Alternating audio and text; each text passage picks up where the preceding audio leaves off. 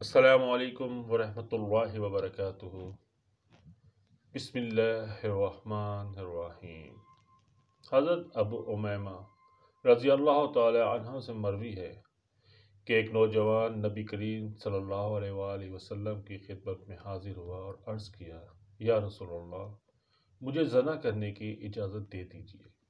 لوگ اس کی طرف متوجہ ہو کر اسے ڈانٹنے لگے اور اسے پیچھے ہٹانے لگے، لیکن نبی پاک صلی اللہ علیہ وآلہ وسلم نے اس سے فرمایا، میرے قریب آ جاؤ، اور وہ نبی کریم کے قریب جا کر بیٹھ گیا۔ نبی پاک نے اس سے پوچھا، کیا تم اپنی والدہ کے حق میں بدکاری کو پسند کرو گے؟ اس نے کہا، اللہ کی قسم کبھی نہیں، میں آپ پر قربان۔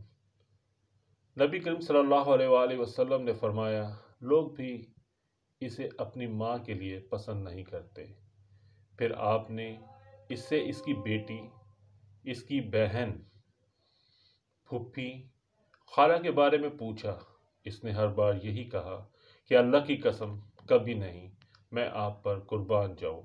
پھر نبی کریم صلی اللہ علیہ وآلہ وسلم نے اپنا دست مبارک اس کے جسم پر رکھا اور دعا کی کہ اے اللہ، اس کے گناہ معاف فرما، اس کے دل کو پاک فرما اور اس کی شرمگاہ کی حفاظت فرما۔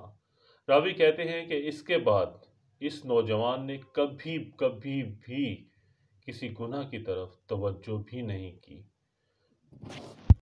اس میں دیکھیے کہ آپ صلی اللہ علیہ وآلہ وسلم نے کس طرح سے ایک نوجوان کی تربیت کی اور اس کو دعا دی، اور وہ ساری زندگی ہر گناہ سے پاک کر دیا گیا۔ سبحان اللہ۔